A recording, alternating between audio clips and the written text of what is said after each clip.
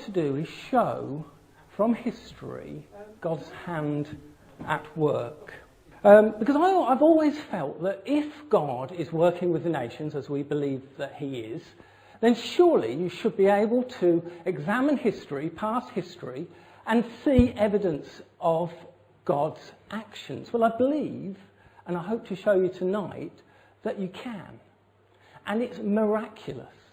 If you read scriptures in the Bible, like in Exodus, where it talks about God parting the waters, and you think of the benefits and his love for the people in those scriptures, then you will be amazed at what we learn about Cromwell tonight. And the way that God puts certain things into processes and certain things into his life and things that surrounded him that affected directly his people, the Jews. God says this about the Jewish people, and we've just read it in Isaiah 43, that they are his witnesses.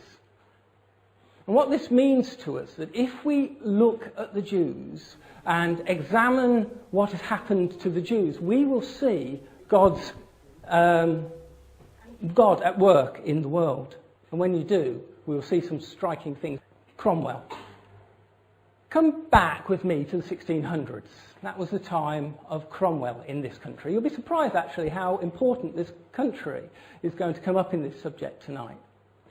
At this time, the Jews were dispersed mostly in Eastern Europe, places like Poland and the Ukraine, Lithuania.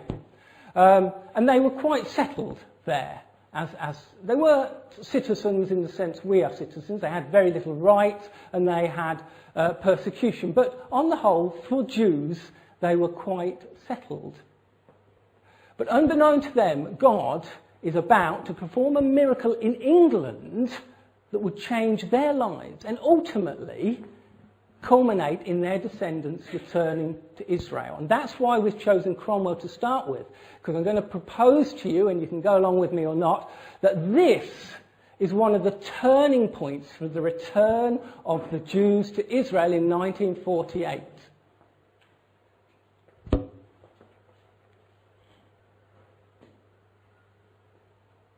Because this was God's ultimate aim. In Jeremiah it says, "Hear the word of the Lord, O nations, proclaim it in a distant coastland. He who scattered Israel will gather them and will watch over his flock. For I will take you out of the nations. I will gather you from all countries and bring you back into your land." And although this process started pretty much as soon as they were cast out of the land, this time, the 1600s, is pivotal to their history, and we can see God's hand at work. Well, at least I suggest that. Okay, I'm sorry, but there's a bit of history, so if I go across stuff you already know, fine, and if it gets boring, I'm sorry, I'll try not to make it boring. 350 years before the 1600s, where we all are at the moment, the Jews have been expelled by Edward I, and they had never been allowed back into England. But, as we will see, God needed the Jewish people to be back in England. So he caused something to happen. And you're probably aware of what he caused to happen, but you may not have seen it in this light. He caused something to happen. Remember, up to this point, England had a royal heritage from many hundreds of years before, back to the BC, whatever it was, not BC, AD 600. Was it 600, 800? Sounds about right. We'd always had a royal line. And we have a queen today, don't we? We all have a royal line today. But then Cromwell came along, and the Puritans. Cromwell became a member of Parliament in 1628. And he belonged to a group that had an agenda of godly reformation. This is important. There was no intention at this point in Cromwell's mind of overthrowing the crown. Cromwell was a pro-Jewish Puritan who believed that the second coming of Jesus could not happen until the scattering of the Jews to the end of the earth was complete. The Puritans believed that because the Jews were not in every country. They hadn't been scattered completely.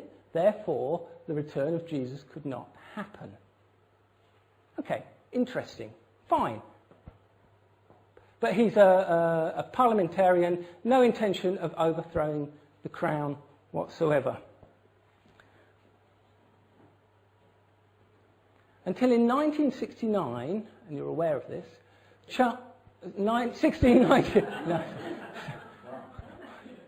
1969 is a good year. 1649, I'm not going to go into the whole of the history.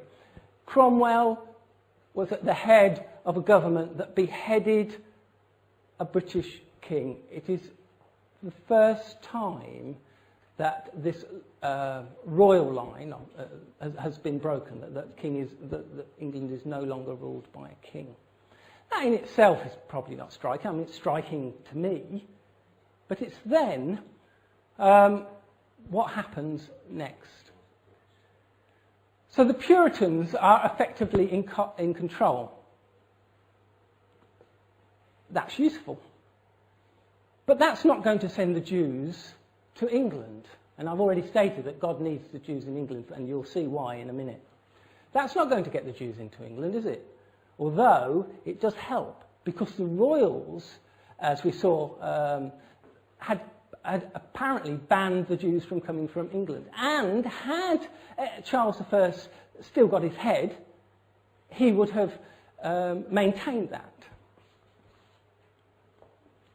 But something else happened, or I suggest God made something else happen in Europe at exactly this time.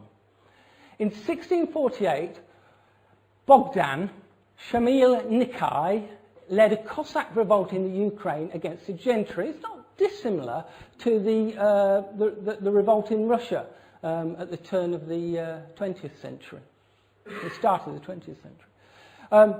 He defeated the Polish army, and then, as they did in Russia, they turned on the Jews, slaughtering 100,000 of them. It was the worst pogrom they had suffered for nearly 400 years, the Jews.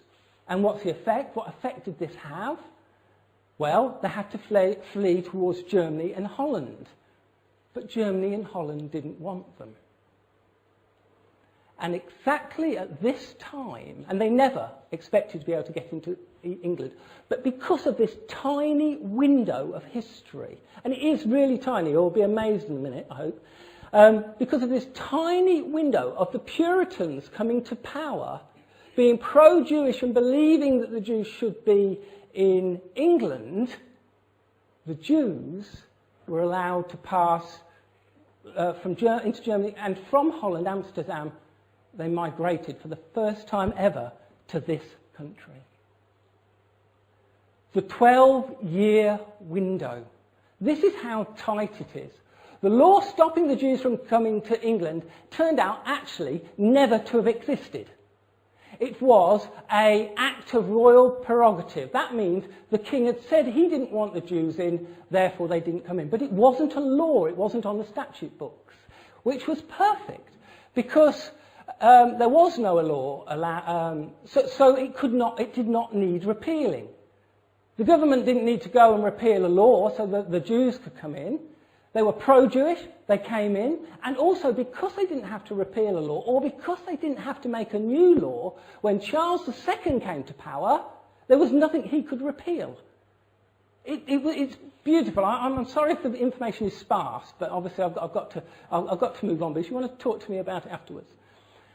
And all this happened. Now this is, maybe I'm pushing a point here, but you'll have to decide on this yourself. All this happened in 12 years. Cromwell was in power, or there was no king after the heading of Charles I, till Charles II was a 12-year window.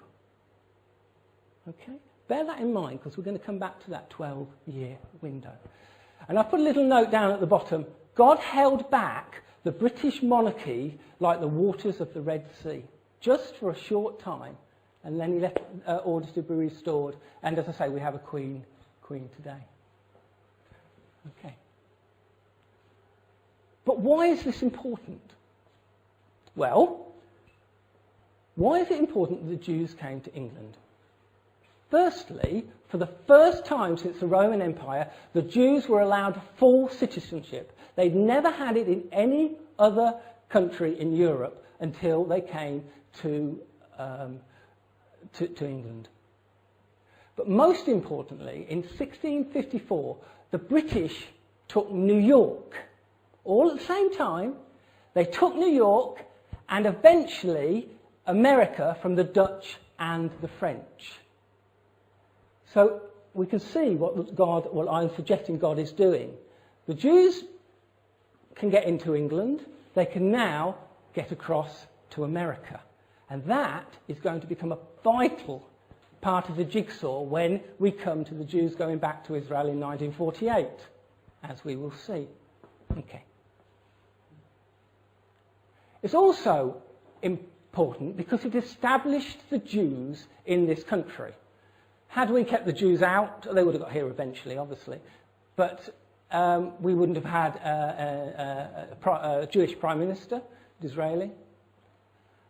And also, importantly, the dying British Empire that controlled Palestine, which is now Israel, after the First World War.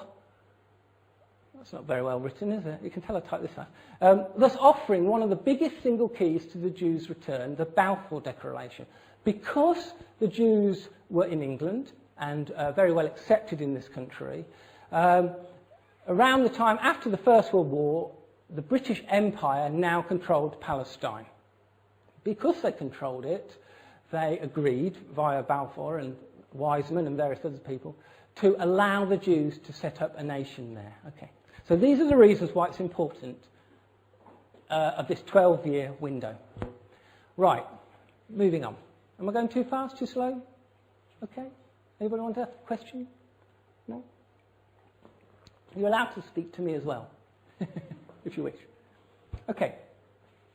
So I'm suggesting, before we move on to Hitler, that Cromwell shows us this miraculous gap in history where God took things and changed them about so that the Jews have this opportunity to come to England, go to America, and we will see that will affect their future history, as we've already hinted. There's a second 12-year window, and I've always found this odd about the Nazis, that they rose so quickly and were destroyed so quickly.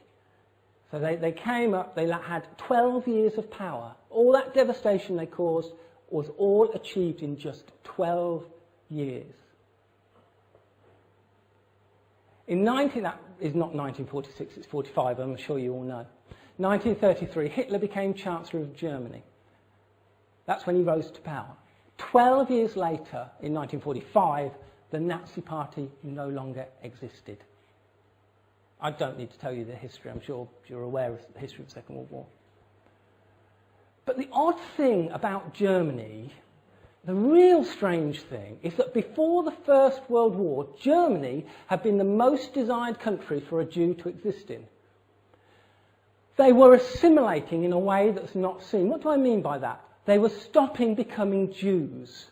There's a saying from before the First World War, we are Germans before we're Jews. And this started in Germany and was most pronounced in Germany before the First World War. The Jews were a respected part of German society, and that actually was starting to spread out into Austria, Holland, not quite as far as Spain, but it was starting to spread. They were assimilating and they were losing their Jewishness. But that all changed. The First World War devastated Germany, as it did the whole of Europe. And Hitler decided that the criminals of the case were the Jews and they needed punishing. But, and this is the odd thing about the 12-year gap of Nazis, and don't get me wrong, it caused great devastation, as we know, from the Holocaust and many other ways. But there were certain facts about Nazi power that are not often stated. In the early 1930s, the Nazis actively assisted the emigration of German Jews to Palestine. Of course they did. They wanted to get a way of getting them out of the country. So they gave them passage. 60,000 Germans were sent to Palestine. But not only that, they were allowed to take their money, they were allowed to take their wealth, and the industry and the infrastructure of the early settlements pre-Second World War in Israel was built on German money, surprisingly, and American money, but German money as well. Also, the war saw the most capable fighters from Germany flee to Palestine, leaving the European Jews undefended. This wasn't just from Germany, this was from Poland as well.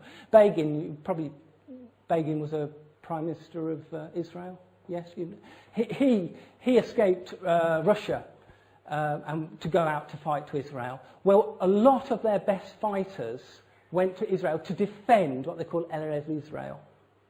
Okay, so because of the Nazis, the Jews are pushed over to Israel in good numbers with money, and they are amassing a small army over there to defend the country, although unfortunately the European Jews were left undefended. And after the war, the destruction of the European Jewry for a very short while softened the hearts of the nations, and Israel was allowed to form a state. And this is one of the keys to understanding the Holocaust, and only one of the keys. It's a difficult subject, because after the war, when the camps were opened, the nations were more willing to give the Jews what they desired, the homeland in Israel, than at any other point. But it was a close thing. And here is another view of the hand of God controlling things, controlling matters in the history and the minds of men. I often think of Pharaoh when I look at this, because how God kept hardening his heart. One fact that is not well known is about, well, I say not well known, Roosevelt, you may be aware of this, is that Roosevelt supported the Jews before the war. Actually, he got into power on the ticket, because in this time, in America, there are a good percentage of Jews, and they're very powerful. That's one of the reasons they had to go to America. But by the end of the war, Roosevelt had changed his mind. He did not think, he was cooling the idea of a national home for the Jews. He was not going to support it. David Niles wrote, he was a US presidential assistant, there is serious doubt that Israel would have come into being had Roosevelt lived. Roosevelt didn't live. He died, and he was replaced by Harry S. Truman. He was profoundly affected by the Holocaust and the plight of the Palestinian Jews, and, more importantly, unlike Roosevelt, he needed the Jewish vote. So Truman was very much so for the Jews having a homeland in Israel. A very small point, but had Roosevelt not died at that time, because this window we're talking about is this small. It's not 12 years, it's less than a year. But what about Stalin? Now, I'm sure you're aware of the Russian attitude to the Jews, certainly after the revolution of 1917. The Jews supported the revolution of 1917. Actually, one of Hitler's arguments was that they were behind the revolution of the Russian Revolution in 1917, and he's probably not far off.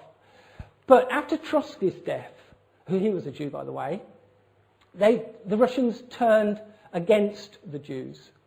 And by the time of Stalin, they were back to being persecuted in Russia. Second-class citizens again. But then something very strange happened to Stalin, almost unexplainable. In 1944, at the end of the war, against character and against Russian policy, this is, because in Russia they were still second class, he adopted a pro-Zionist posture in foreign policy. It seems that he liked the idea of a socialist Zionist state which would decline British influence in the Middle East.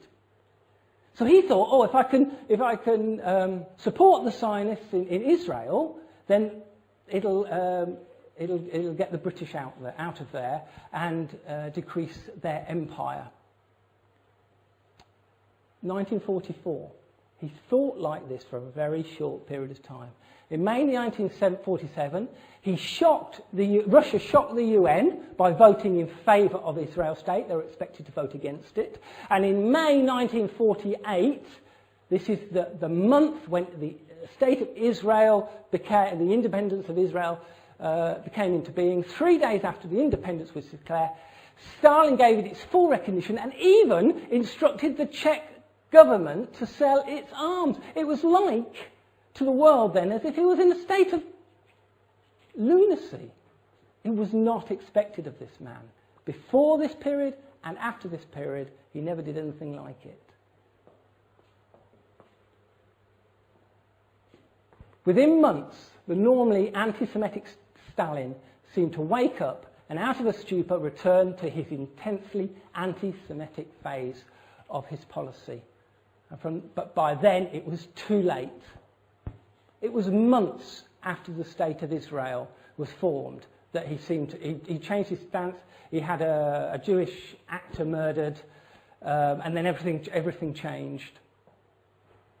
But it was too late. But the window was that small within a year. Had Roosevelt not died, had Stalin not for some odd reason changed his mind and had this romantic idea about, a communist state in Israel, then those two powerful nations very probably would have blocked the idea of an independent Jewish state, although they would have supported the Jews in the land, probably, but they wouldn't have had an independent Jewish state, most likely.